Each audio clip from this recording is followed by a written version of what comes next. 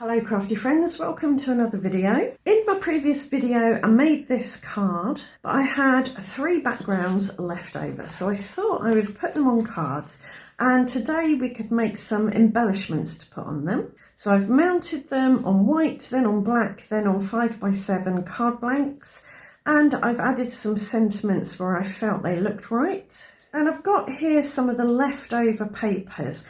This one is plain white cardstock covered in Dina Wakley clear gesso, and this is just a piece of Daler Rowney mixed media paper.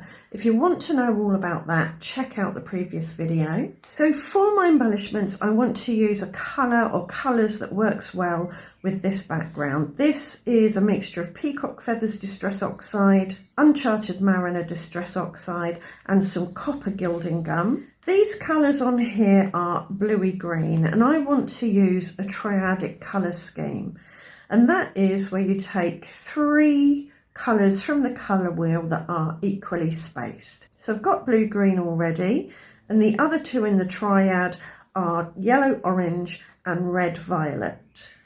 So I've got the copper on here, which is an orange, so that works with the yellow orange. For my yellow orange, I'm going to use Wild Honey. And for my red violet, I'm going to use Seedless Preserves. And I'm also going to try and follow the 60-30-10 rule, where 60% of my colour is one colour, 30% is another, and 10 is another. So the Wild Honey will be the 30, the Seedless Preserves will be the 10, and the blue-green will be the 60. So to get going, I'm going to spritz some water on my papers, put some Wild Honey on my mat and spritz it with some water. And then I'm going to pick it up with my smusher and smush it on. If you want to know how to make a smusher, I have a video all about that linked below. And now I'm going to dry that with my hairdryer. That's not completely dry, but it's dry enough for me to add a second layer on top.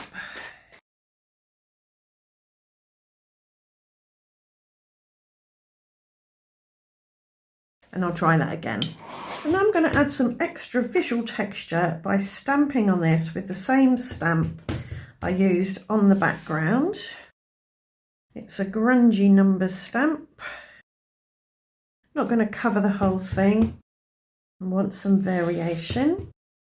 Apologies if you can hear building work in the background. My neighbour's having some scaffolding put up today. So for my embellishments at this stage, I'm going to use heart shapes, and I've stuck my dies down to my backgrounds.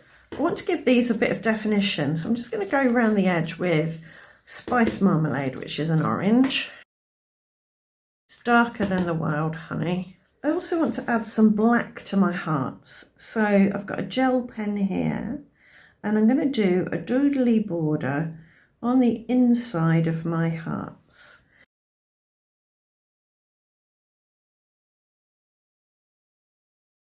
I'll add some little squiggles as if it was stitching. If you've got stamp and die sets that would work with this kind of design, then that would be a good option. Right, I was thinking for my Seedless Preserves, I might stamp a shape onto the Wild Honey. Just checking to see that it shows up nicely and doesn't look horrible. Yeah, I think that's fine. So I've got these 3 little crosses from this stamp set. I think it's from Wow Embossing. And I'm going to stamp a little bit on each heart.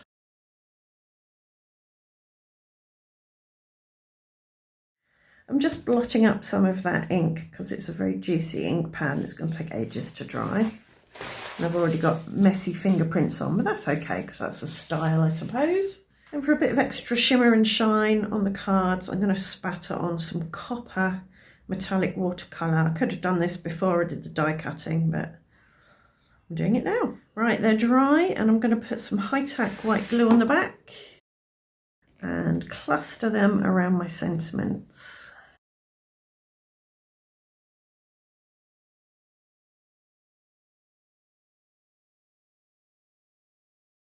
I've just made 3 more small hearts because I think this one needs more than just 3.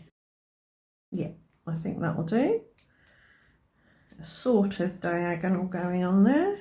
So on this card, I added white Nouveau drops, and while they were drying, they absorbed some of the teal colour. But in yesterday's video, I also put some Nouveau drops on this piece of sticker release paper and left them to dry.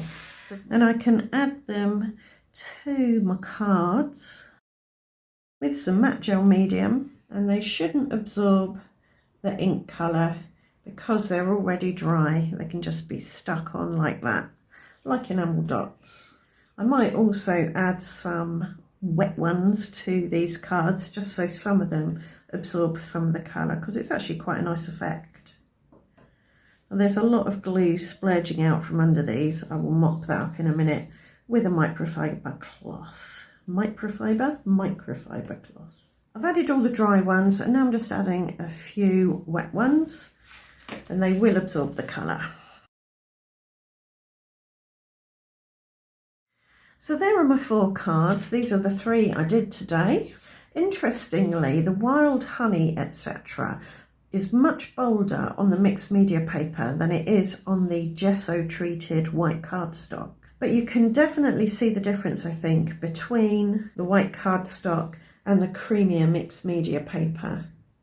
I think these sit better on the white card blank. You could, if you wanted, make your card blanks from your mixed media paper, but that's quite an expensive way of making card blanks, I think. Right, I hope today's video has given you a few ideas, and I hope to see you back here very soon for another one. Thanks for watching. Bye for now.